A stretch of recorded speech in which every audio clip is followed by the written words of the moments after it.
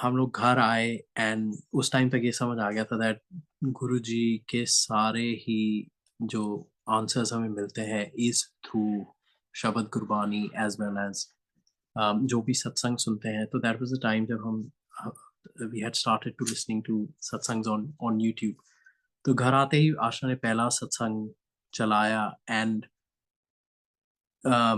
जो उन आंटी ने सिर्फ उस सत्संग में दो दो बातें बोली एंड जो पहली चीज बोली was how she had two miscarriages and then she was blessed with a baby. Guruji was there in his physical form at the time और उन्होंने उन आंटी को बोला that I blessed you with a baby and how she was blessed with a baby. And हम लोग बस घर आए हैं और हम ये सोच रहे हैं दैट अभी इट हैज हमारे साथ यही चीज हुई है and what are the chances. उस टाइम तक ये भी समझ आ गया था कि there are no coincidences with Guruji. तो अगर ये सुनने को मिला है तो clearly Guruji has thought about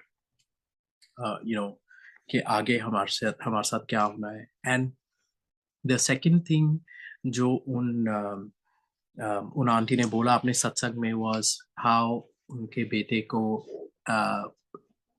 her son had been diagnosed with an illness, जो बहुत ही major illness थी, and then she actually went to Guruji and basically got an indication that her son's gonna be fine.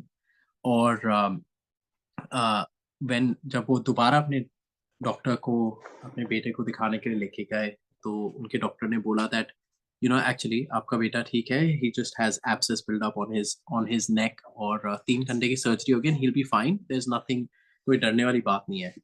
And for good few weeks I was having pain in my neck और वो Covid का time था। I felt कि may be office में बैठ घर पे posture ठीक नहीं रहता व्हेन आई एम वर्किंग, तो हो सकता है इस वजह से I have pain in my नेक।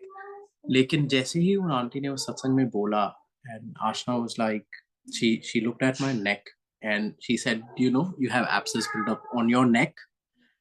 उस same day, that was we left, we had to go to the hospital again the same day and मेरी 3 घंटे की सर्जरी हुई exactly as जो सत्संग में हमने सुना था आंटी से। एंड जब हम रात को घर आए वी रियलाइज दैट एक ही दिन में कुछ बहुत बड़ा कर्म गुरुजी ने काटा है। जैसे गुरुजी कहा करते थे दैट 90% कर्म गुरुजी काटते हैं, 10% हमें हमें काटने पड़ता है, वो भी